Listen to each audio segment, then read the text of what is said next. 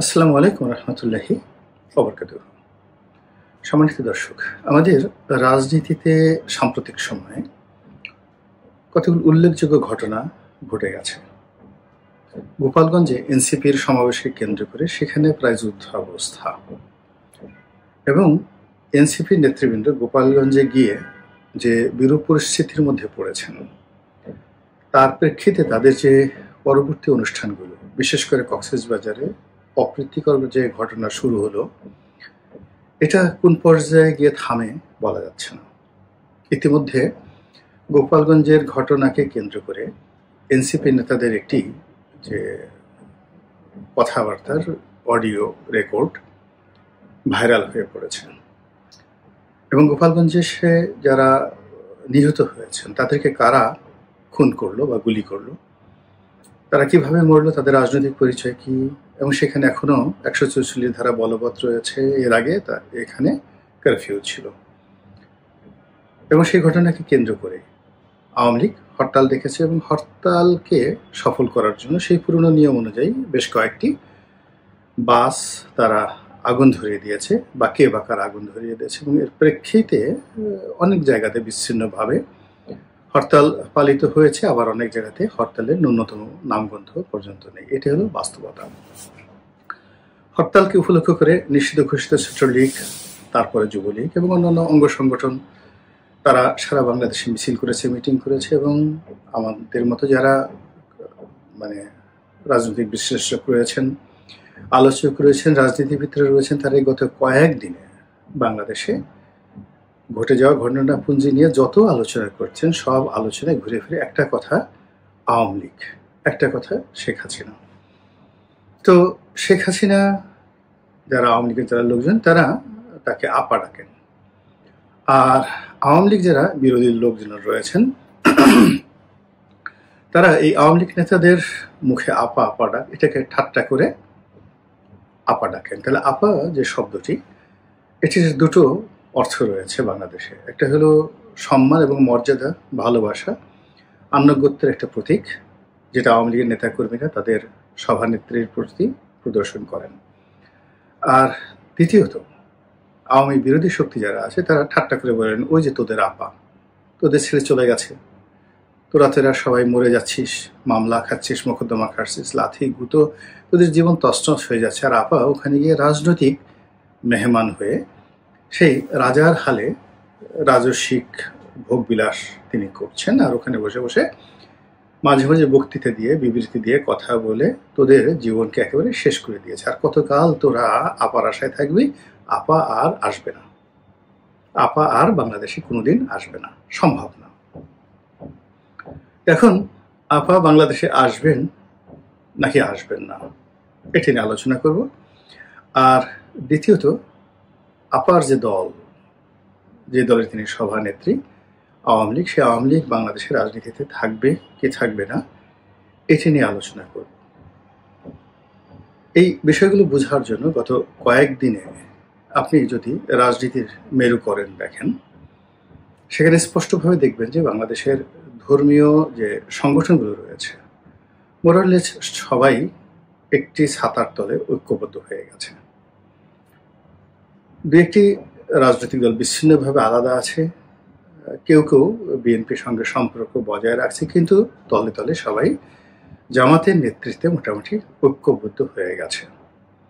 এবং পুরো এই যে ইসলামিক ফোর্স বা শক্তিটি, তাদের মধ্যমণি হয়ে নয়, ঠিক একেবারে সম্মুখ সারিতে, যাকে বলা হয় একটা গাড়ির সামনে যে ইঞ্জিন থাকে, সেই ইঞ্জিন রূপে, বা একটা গাড়ির সামনে যেভাবে ঘোড়া থাকে, ঠিক সেইভাবে হর্স পাওয়ার রূপে বা ইঞ্জিন পাওয়ার রূপে এনসিপির যে তরুণ নেতৃবৃন্দ, তারা সারা বাংলাদেশ চষে বেড়াচ্ছে, এবং তাদের যে অনুষ্ঠানগুলো হচ্ছে বিভিন্ন জায়গাতে, গোপালগঞ্জের বিচ্ছিন্ন ঘটনা আর কক্সবাজারের ঘটনা বাদ দিলে সব জায়গাতে আপনারা দেখতে পাবেন যে গত 11 মাসে যে সফলতা তারা দেখাতে পারেনি, সেই সফলতা তারা দেখাচ্ছে। অর্থাৎ সেখানে লোকজন হুমড়ি খেয়ে পড়ছে, আর ছাত্রনেতারা সেখানে খুবই বলিষ্ঠ ভাষায় কথা বলছে, বিএনপিকে সমালোচনা করছে, আওয়ামী লীগ অর্থাৎ ফ্যাসিবাদ তাদের 14 গোষ্ঠী ধুয়ে দিচ্ছে।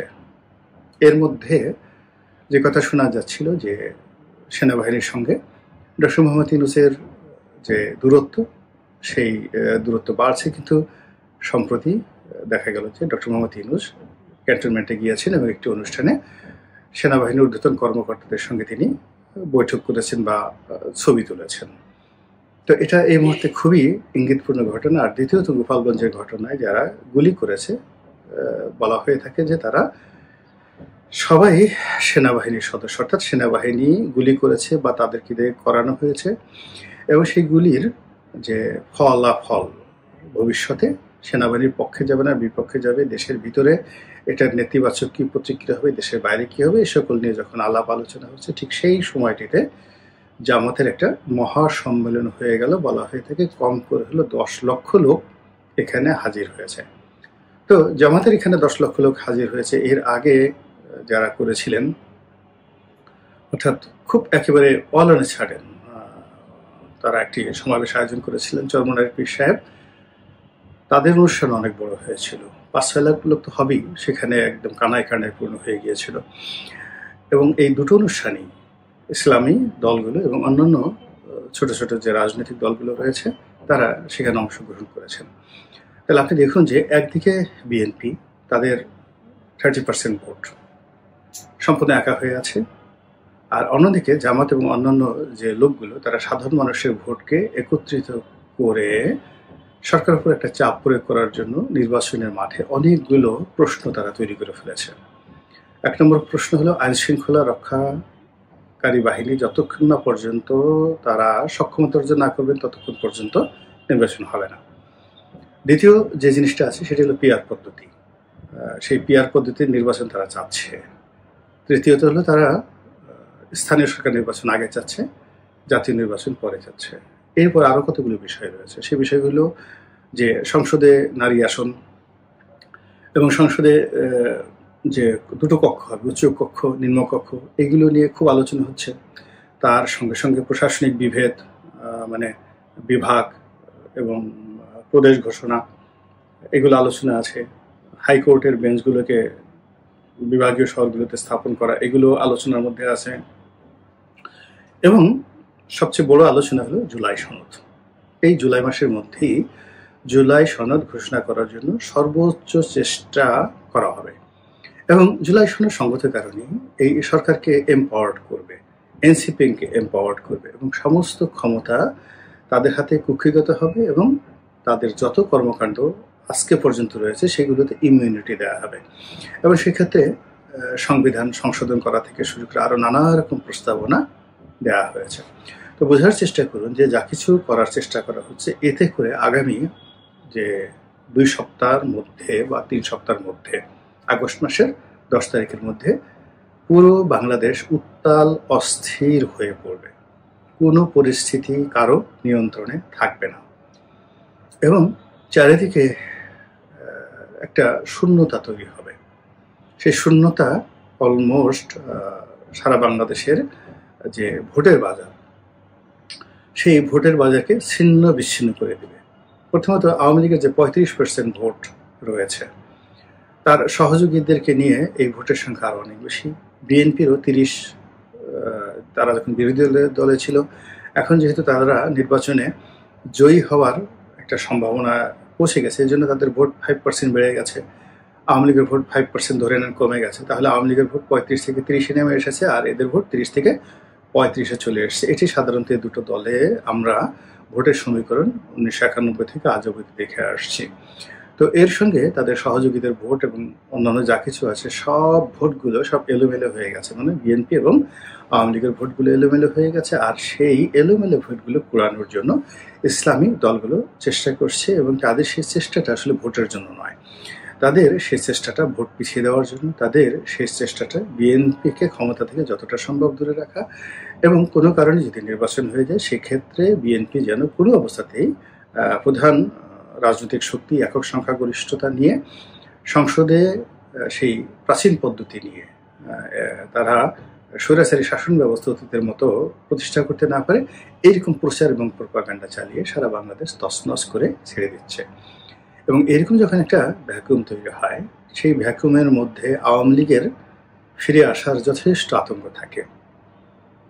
সেক্ষেত্রে আওয়ামী লীগের রাজনীতিতে পুনর্বাসিত হওয়ার যথেষ্ট সুযোগ থাকে এবং এরকম একটা পরিস্থিতি যদি তৈরি হয়ে যায় তাহলে সেক্ষেত্রে আওয়ামী লীগকে স্পেস করে দেওয়ার জন্য দেশের যে কোনো এই যে দুটো পরস্পরের বিরুদ্ধে রাজনৈতিক শক্তি রয়েছে তারা যে কোনো একটি গ্রুপ অগ্রগামী হয়ে আওয়ামী লীগকে সামনে নিয়ে আসতে পারে, এটাই একেবারে স্বাভাবিক। This is one. Second thing হলো আপা আসবেন কি আসবেন না। যদি স্বাভাবিক নিয়ম ধরেন আপা আসার কোনো সম্ভাবনা নেই। যদি সুন্দর একটা নির্বাচন হয়, বিএনপি যদি ক্ষমতায় আসে, তারপর অন্যান্য রাজনৈতিক দলগুলো তারা যদি সংসদে কার্যকর থাকে, সেক্ষেত্রে নিয়মতান্ত্রিক পদ্ধতিতে আওয়ামী লীগের সভানেত্রী হিসেবে তার বাংলাদেশের প্রত্যাবর্তন একেবারে অসম্ভব একটা বিষয়। দ্বিতীয়ত, যদি বিএনপি 5 বছর ক্ষমতায় থাকে তাহলে শেখ হাসিনার বয়স 85 বছর হয়ে যাবে এবং তার যে শারীরিক অবস্থা এবং তার যে মানসিক অবস্থা সেটি বর্তমানে যিনি বেগম জিয়া আছেন তার সাথে আরও খারাপ অবস্থা হবেন এবং তাকেও হুইল চেয়ারে করে ঘোরাফেরা করা লাগতে পারে। কাজেই তার ফিরে আসার সম্ভাবনা যদি স্বাভাবিক প্রক্রিয়া থাকে তাহলে অসম্ভব একটা বিষয়। কিন্তু যদি অস্বাভাবিক কিছু ঘটে এবং যেহেতু অস্থির উত্তপ্ত রাজনৈতিক মাঠ, এখানে অস্বাভাবিক সব কিছু ঘটার জন্য সকল পক্ষ প্রস্তুত হয়ে আছে।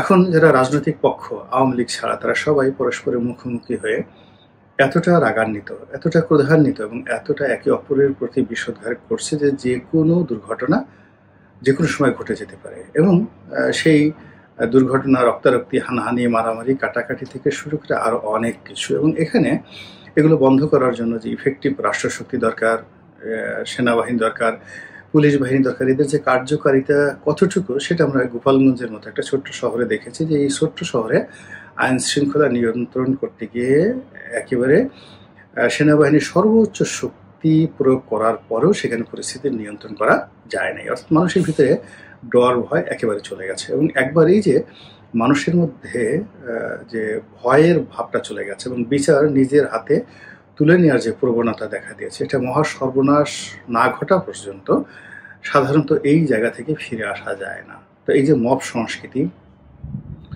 তারপরে একে অপরের চরিত্র হরণ, একে অপরকে ছোট করা, একে অপরকে তুচ্ছ তাচ্ছিল্য করা, একে অপরকে চ্যালেঞ্জ জানানো এবং এখানে ভেদাভেদ নেই। হাতি এখানে চামচিকাকে তার প্রতিদ্বন্দ্বী মনে করতে পারে, চামচিকা হাতিকে গিয়ে একটা কামড় দিয়ে আসতে পারে, এইরকম একটা পরিস্থিতি পুরো রাজনীতির ময়দানে চলে আসছে। ফলে এই পরিস্থিতিতে সাধারণত যা হয় বহিঃশত্রু বহির্দেশ এখানে নাক গলায়। অতীতে সবসময় আমরা এটা দেখেছি, আমাদের মহান মুক্তিযুদ্ধেও আমরা এটা দেখেছি যে আমরা যখন নিজেরা এরকম একটা অবস্থার মধ্যে চলে আসি তখন বহিঃশত্রু বা বহির্দেশ বা বন্ধু দেশ এখানে নাক গলায়। তো সেক্ষেত্রে যদি ভারত পাকিস্তান নাক গলানোর চেষ্টা করে, চীন নাক গলানোর চেষ্টা করে, আমেরিকা নাক গলানোর চেষ্টা করে, পুরো জমিনটি একটা উত্তপ্ত গলিত লাভার ভূমিতে পরিণত হবে এবং সেখানে কারা টিকে থাকবে, কারা লাভার নিচে পড়বে, কারা কি করবে এটা এই মুহূর্তে বলা যাচ্ছে না। তবে ওইরকম একটা অবস্থাতে যদি আপা অট্ট হাসি দিয়ে হঠাৎ করে বাংলাদেশে টুস করে ঢুকে পড়েন, অনেক আশ্চর্য হতে পারেন, কিন্তু কেউ কেউ আশ্চর্য হবেন না। আল্লাহ আমাদের সবাইকে হেদায়েত দান করুন এবং হেফাজত করুন। আসসালামু আলাইকুম ওয়া রাহমাতুল্লাহি ওয়া বারাকাতুহু।